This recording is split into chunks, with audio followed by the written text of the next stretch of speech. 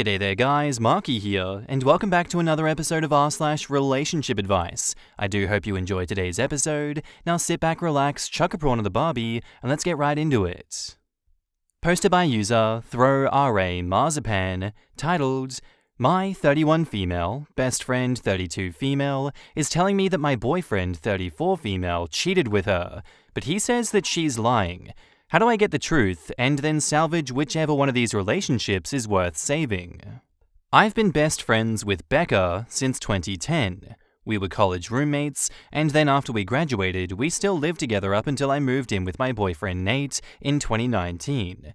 One thing about Becca is that she's always had a drinking problem for as long as I've known her, and she's done stuff while drunk that has sometimes caused problems in our friendship. She does try to stay sober, but every few years something will happen to make her start drinking again, which is what happened earlier this summer. So last Saturday, Becca called me because she was drunk somewhere and she needed a ride home. I couldn't go pick her up because I had the flu and I was on cold medicine, so Nate went to get her instead. A couple of days after that, I started noticing that Nate was being weird with his phone. Normally he leaves it out on the coffee table if we're watching TV or whatever, but he started putting it face down so I couldn't see what notifications he was getting. My first thought was that he was trying to plan a surprise, and because of the timing, I thought maybe that Becca was helping him. Yesterday I saw Becca, and I told her that Nate was being all sneaky all of a sudden, and asked her if he said anything about maybe proposing soon. She asked me if I looked through his phone, and I said no. Becca started crying and told me that she and Nate hooked up in the car that night, that he came to pick her up. Her excuse was that she was really drunk and didn't fully know what she was doing. She said she'd been texting him since, telling him that he needed to tell me what happened, or else she was going to. I asked Becca to show me the texts, but they were all in the app Signal, which deletes messages after a day. So all I could see was that she and Nate had a chat thread, but nothing that they said. I told her to text Nate in front of me so I could see what he said, and she did, but we got no read receipt, and so no response at all, so it didn't prove anything. I asked Becca if she was sure that she wasn't so drunk that she maybe imagined it, or just thought that a dream was real, and she absolutely lost her shit on me and said that she knows that she's horrible when she drinks, but that she's not effing delusional and she doesn't make shit up. She said that I could believe her or not, and it's my choice, but she was telling me the truth. I said I needed to go home and talk to Nate. So when I got home, I confronted Nate with what Becca had said, and he acted shocked and denied that anything like that had happened at all, and said he didn't know why she'd think so or say so. He said that he had just given Becca a ride home, and that the only thing that happened was that they talked about how he and I had been together for a long time, and how we should get married already. He admitted that they were talking on Signal the next couple of days, but he said that it was exactly what I thought, that he was asking her about engagement rings, and what kind of proposal I would want. Nate replied to Becca's message from before, asking her if she made up a story about them hooking up to not ruin the surprise about his proposal, and she texted him back that there was no proposal and to stop playing dumb. So then Nate called her, pretending like I wasn't in the room, and told her that she needed to stop whatever she was trying to do because we were on the verge of breaking up, and he'd rather just have the surprise be ruined. But Becca just kept telling Nate to stop lying until he got angry and then hung up on her. I really didn't know what to think, and I still don't. Right now, Nate is really upset and not really talking to me much. He says that it's bad enough that Becca acted insane and ruined his plan to propose, but it's even worse that I believed her lies even a little, and would think that he would even cheat on me. Becca texted me saying that she was sorry, but otherwise I haven't talked to her either. I don't want to think that Nate would cheat on me, or that he would take advantage of Becca if she was that drunk. But I feel like I can't be 100% sure because I've known Becca for 13 years, and I also just can't believe that she would lie to me about something this important. And I know that she does have a drinking problem, so I can believe that she would sleep with my boyfriend if she was drunk out of her head. She's done some pretty awful things in the past when she's been drunk. I don't want to wrongly accuse Nate of something that he didn't do, but I don't want to be an idiot. In the comments, someone says, Signal doesn't automatically delete messages unless you turn that feature on. Would he have? And OP replies, "It's not the automatic default, but if Nate created the chat with Becca and set it for messages to disappear for after 24 hours, then all of her messages with him will do that without input from her." Someone asks what OP wants help with: sleuthing ideas, who is more believable, revenge, etc. OP replies, "I think what I initially wanted was just a sounding board for who sounded more believable, but someone gave me the tip that you actually can recover messages from Signal, so when I have a chance later tonight, I'm going to try to do that to see if I can get some actual proof of what happened. But so far I haven't talked to anyone else though about this. I really just don't want to spread around what did or didn't happen to the rest of my friends or family without actually knowing for sure." What else has Becca done to you while drunk? OP says, "So in the past, when she's been drunk, Becca has blacked out and started fights with me or other people. She'll say really out of line, insulting things. She's kicked people out of our apartment because she didn't remember inviting them in. She's accused me of stealing clothes from her because I was wearing an outfit that looked something like what she also owned.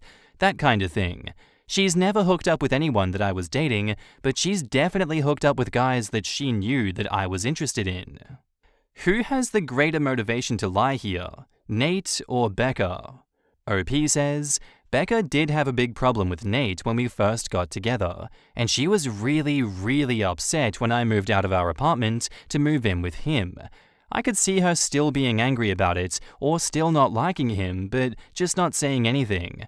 From what Nate said, they weren't making the plans on Saturday, but Becca brought up that it's been 7 years and asked why we're not married yet. And then the day after, he asked her about rings. What is her reason for not liking him?" And OP says, "So at the time, she was in one of her longest stretches of being sober, and she said that I was abandoning her for some guy when she needed my support the most.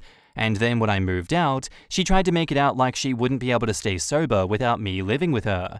And Nate basically had to step in and point out that she couldn't stay sober anyway, so stop guilting me."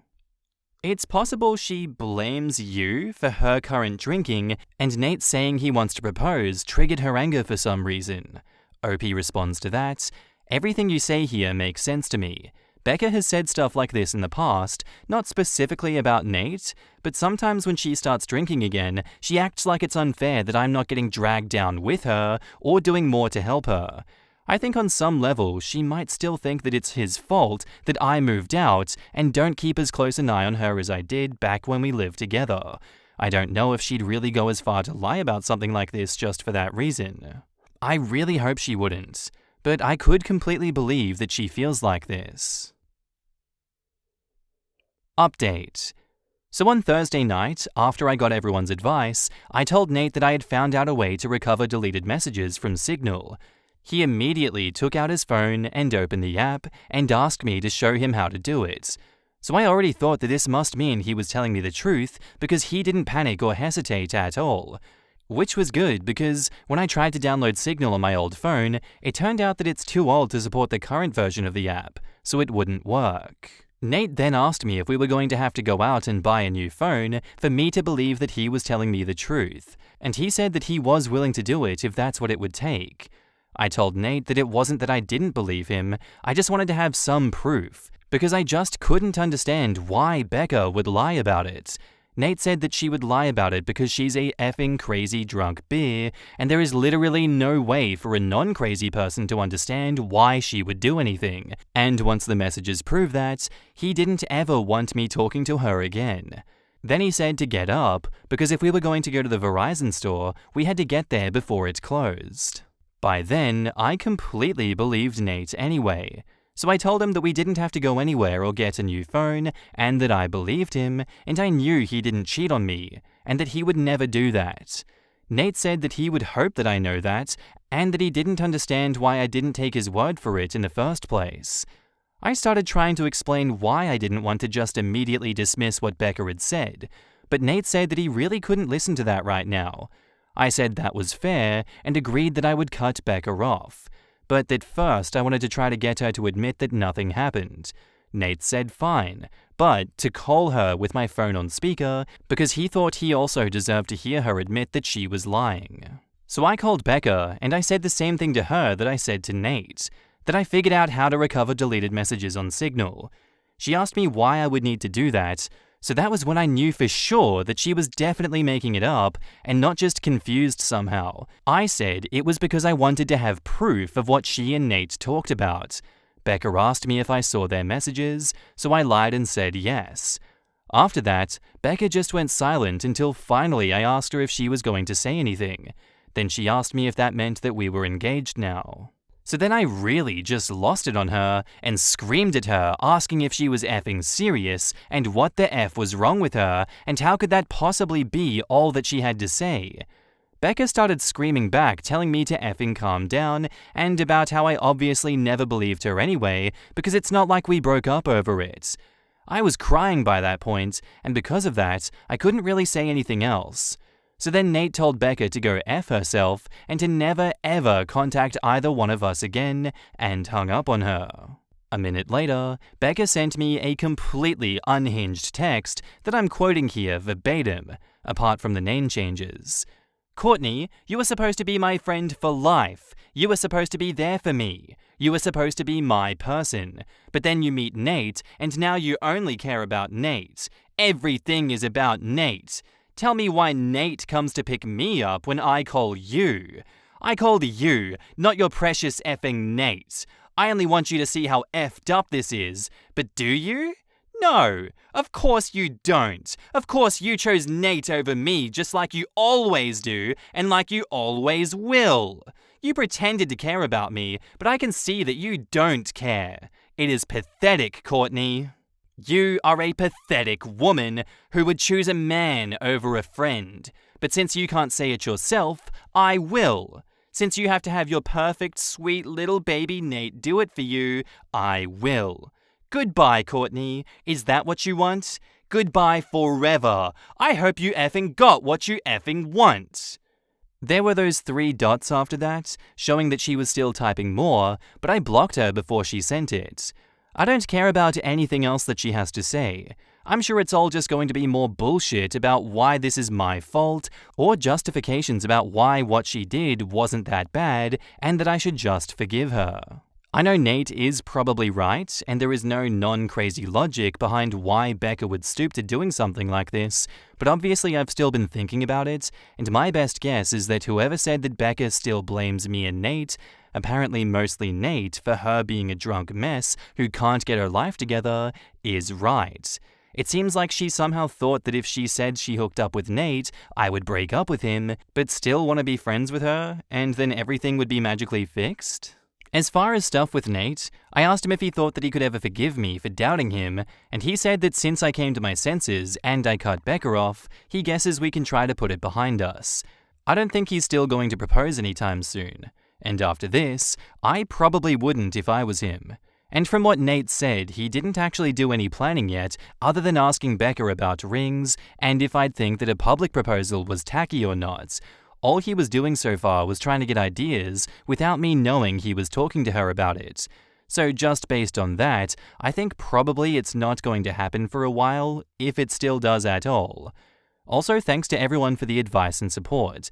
I know I didn't respond to many comments, but I really did appreciate everyone who cared enough to want to help. In the comments, JM Flynn says, "Wow, this is a perfect example of how drugs and alcohol affect behavior and logical thinking.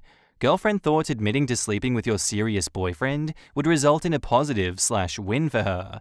Sorry this is going to delay your future with Nate, but hopefully with a bit of time behind you, everything will be back on course. Maybe invest in some security devices, like cameras and an assault alarm, in case Becca approaches. I'm guessing you haven't seen the last of her."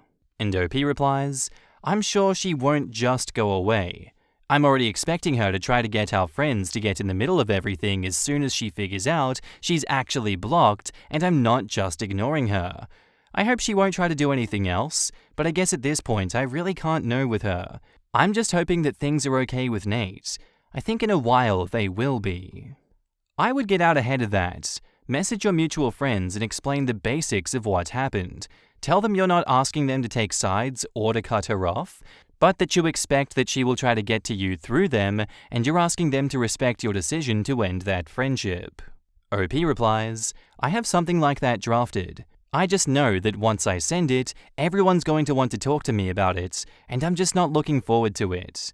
I will do it pretty soon though.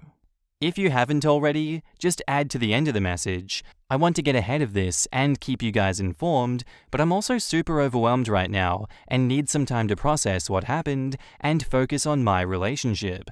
I hope you all understand, and I will be in touch as I'm able. Dream Beyond the Dawn says, I honestly advise telling Nate about your Reddit post. In your posts and comments, you reiterate multiple times you never thought Nate would cheat on you and were desperate to believe him about anything. Your heart always chose Nate, but your logical mind had a hard time understanding why Becca would do something like this, as did the majority of people in this subreddit. It's understandable for him to be hurt, but it's also understandable for you to be confused because there was apparently no reason for her to make up something like that. Cutting her off was the right call. Nate, if you read this, I'm usually very black and white with cheating, and by the way your girlfriend spoke of you on here, I was inclined to believe you despite it seeming a lot more illogical. Wish you both all the peace and love moving forward with this. We all want to believe our loved ones, but it's naive. It wasn't me is so rarely the truth.